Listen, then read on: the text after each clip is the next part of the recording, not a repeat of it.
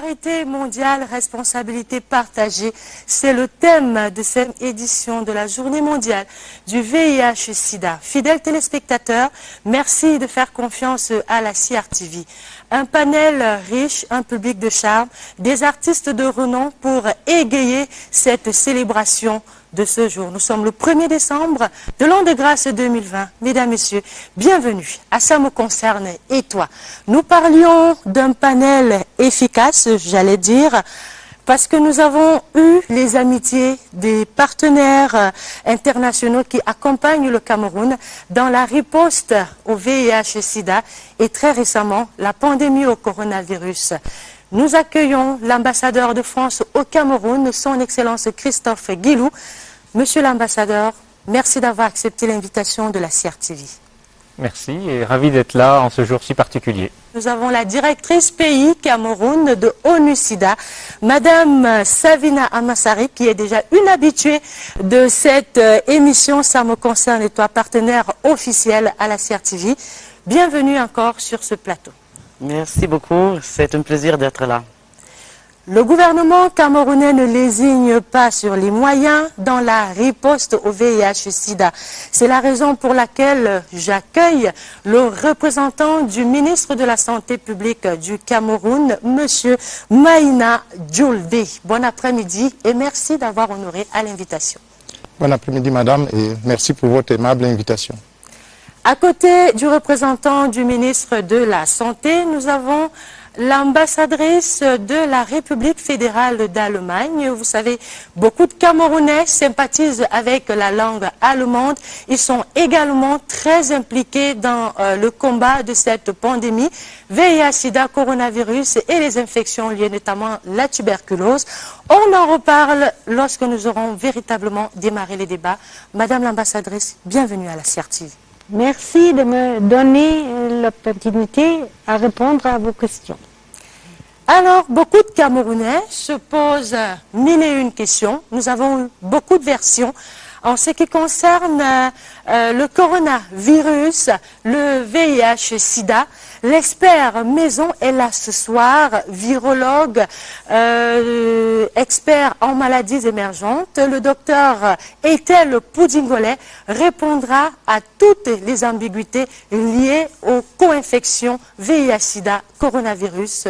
Docteur Poudingolet, merci de renouveler votre confiance à la CRTV. Merci de l'invitation renouvelée, c'est un grand plaisir. Je représente donc le CREMER et le site ANRS. Organisation Jeunesse Presse est également là ce soir. Vous saurez tout sur les objectifs de cette ONG qui a déjà connu beaucoup de trophées et dont les résultats sont déjà palpables sur le triangle camerounais. J'accueille sa représentante Audrey Akoa. Bienvenue à la CRTV. Merci et merci encore pour l'invitation. Nous parlions des sympathisants de la langue allemande et de la coopération allemande-Cameroun. Nous accueillons également Madame Joséphine Mendo Olinga, qui est présidente d'une association caritative et qui est très engagée également à la riposte au VIH-Sida. Bon après-midi, Madame Joséphine Mendo. Bon après-midi à vous et heureuse de compter parmi vos invités. Nous parlions des artistes Sissoul, Sandrine Nanga, l'idole, Moustique le charismatique.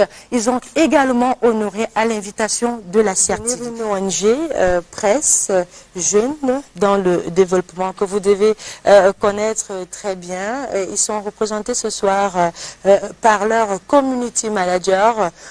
Akoa Audrey, nous vous connaissons, les panélistes vous connaissent, mais les téléspectateurs veulent découvrir votre ONG en deux lignes. Alors, l'ONG Presse Jeune Développement a été créée en 1997 et à ce moment-là avait le statut d'association. C'est depuis 2013 que l'ONG, que Presse Jeune Développement devient une ONG. Alors, notre cœur de cible, ce sont les jeunes filles, les jeunes garçons, les femmes, les enfants, mais surtout les personnes vulnérables.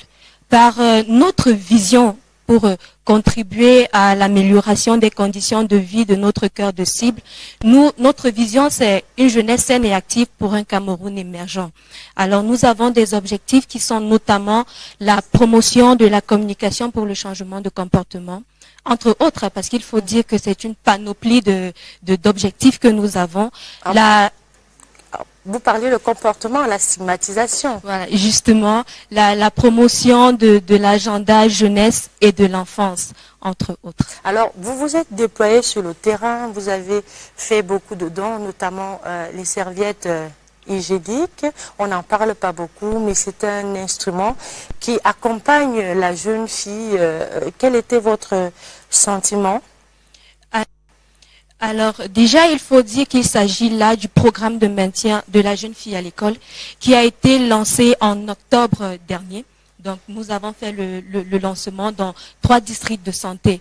Alors, pendant la cérémonie de lancement officiel, il était question de donner à ces jeunes filles bénéficiaires du programme de maintien de la jeune fille, soit 1500 jeunes filles qui ont bénéficié d'un paquet de services qui était composé des frais scolaires, des fournitures scolaires, d'un dépliant sur l'hygiène intime de la jeune fille, du kit Covid et des serviettes hygiéniques.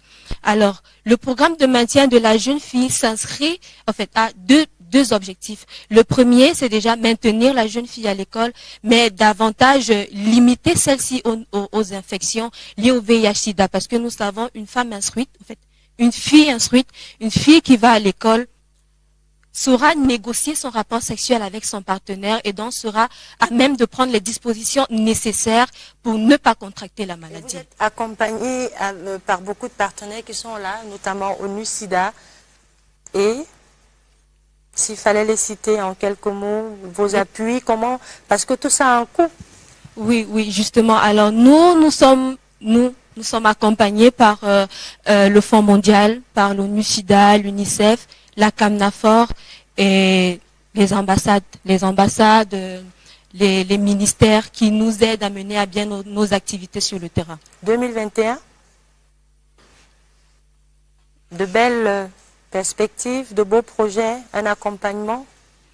Oui. Ce serait un peu difficile de lister toutes les attentes de l'ONG Très Jeune Développement ici, mais je reviens sur le programme de maintien de la jeune fille à l'école. C'est vrai, nous avons donné à ces 1500 jeunes filles un kit scolaire, un paquet de services qui aident ces filles à aller à l'école et à poursuivre leurs études. Mais il faut dire que ce n'est pas suffisant, il manque quelque chose. Pendant la phase d'identification de ces filles vulnérables, nous nous sommes rendus compte qu'il y a des jeunes filles encore qui, pendant leur période de menstrues, sont obligées d'aller se cacher dans la forêt, attendre la période de passer pour retourner au village. C'est très difficile. Un autre exemple, nous avons rencontré des jeunes filles qui aussi sont violées par leurs propres géniteurs. C'est très difficile. Alors, le kit scolaire, d'accord, mais ces jeunes filles qui sont violées ont besoin d'un accompagnement juridique. Éduquer la jeune fille, c'est construire une nation. On revient à vous tout à l'heure. On va faire une pause.